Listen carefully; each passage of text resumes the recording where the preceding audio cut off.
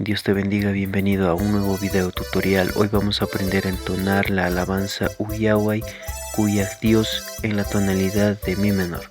Utilizaremos Mi mayor en la inversión de La menor, acorde normal y la inversión, Fa mayor, Do mayor y Mi menor. Empezamos con la melodía.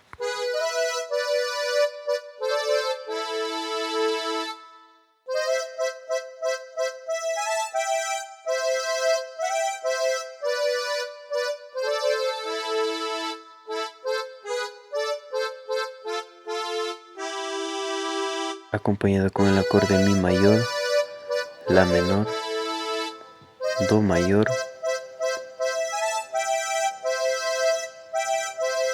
Mi mayor, La menor, Fa mayor y Mi menor.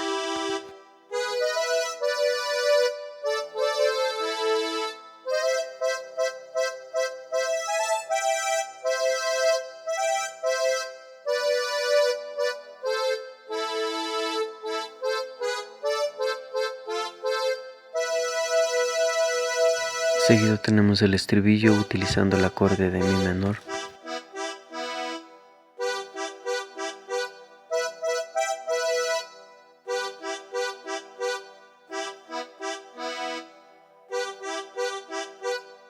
Utilizaremos el acorde de Si mayor y Mi menor para terminar el estribillo. Seguido tenemos la parte alta, que sería el coro de la alabanza.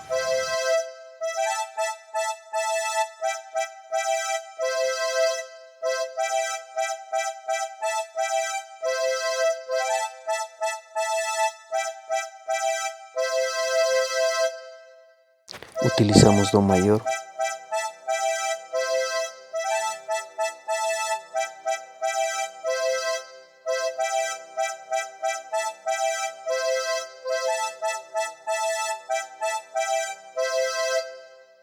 Y después se repite la misma melodía que ejecutamos al inicio.